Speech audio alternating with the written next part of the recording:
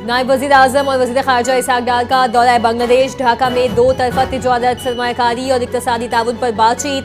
इसहाक़ डार और बांग्लादेश के commerce adviser Sheikh Bashiruddin की मुलाकात। दोनों ममालिक के आला हुकाम और सरकारी तिजारती इदारों के सरबराहान की शिरकत। गवर्नर बांग्लादेश बैंक और चेयरमैन इन्वेस्टमेंट डेवलपमेंट अथॉरिटी भी शरीक हुए। Chairman trading corporation, civil aviation authority और एक्सपोर्ट प्रमोशन ब्यूरो भी शरीक। सेक्रेटरीज कॉमर्स और aviation, chairman national board of revenue भी मौजूद थे।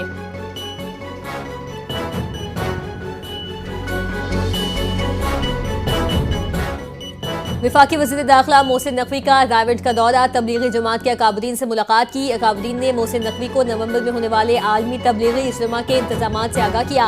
वज़ीर दाखिला मोहसिन नकवी ने दीन इस्लाम के लिए तबलीगी जमात के अकाबरीन की खिदमात को सराहा।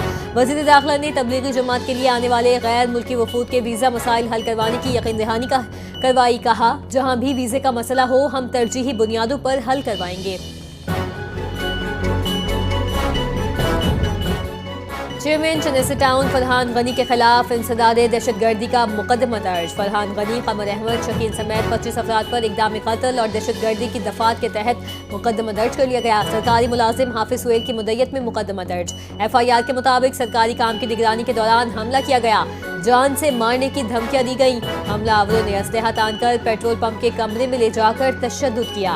फरहान गनी ने दीगर 4 साथियों के साथ फिरोजाबाद थाने में गिरफ्तारी दे दी। सईद गनी ने अपने रद्द-ए-अमल में कहा कि मुकदमा दर्ज करना मुद्दई का हक है, बेगुनाही अदालत में साबित करेंगे। भाई फरहान गनी का सुहेल नामी शख्स से झगड़ा हुआ था।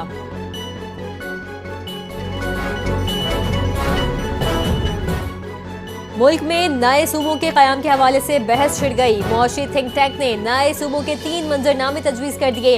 पहले मंजरनामे में 12, दूसरे में 15 और 20 छोटे सूबे हो सकते हैं। मुआशी थिंक टैंक के मुताबिक तीसरे मंजरनामे में 38 विफाकी डिवीजन हो सकते हैं। पाकिस्तान के मौजूदा इंतजामी ढांचे दुनिया के मुकाबले में कहीं ज्यादा बड़े हैं। सूबों में आबादी के बेतहाशा फर्क की वजह से मसाइल हैं। गुर्बत, बेरोजगारी और तालीम की शरह में फर्क बढ़ता जा रहा है।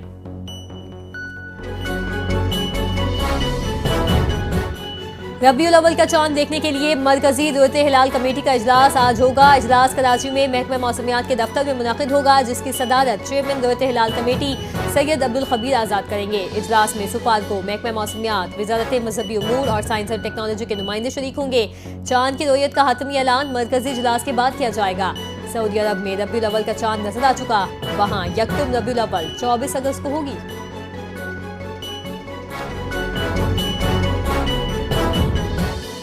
पंजाब के स्कूलों में अफसरान को गुलदस्ते और तहाइफ देने पर पाबंदी आयद। सेक्रेटरी एजुकेशन ने तमाम अजला के CCOs को मरास्ता जारी कर दिया।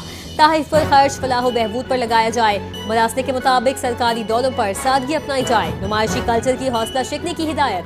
तमाम एजुकेशन अफसरान को मरास्ते पर फौरी अमल दरामद की हिदायत कर दी गई।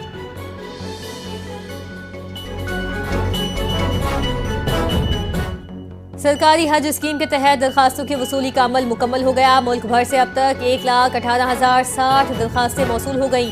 ज़राए के मुताबिक हज दरखास्तों की मजीद वसूली रोक दी गई। हज दरखास्तें पहले आइए पहले पाइए की बुनियाद पर वसूल की गई। 17 रोज में आज़मीन ने ऑनलाइन और मुंतखब बैंक के जरिए दरखास्तें जमा करवाईं। हज के बाकी अखराजात दूसरी किस्त में वसूल किए जाएंगे।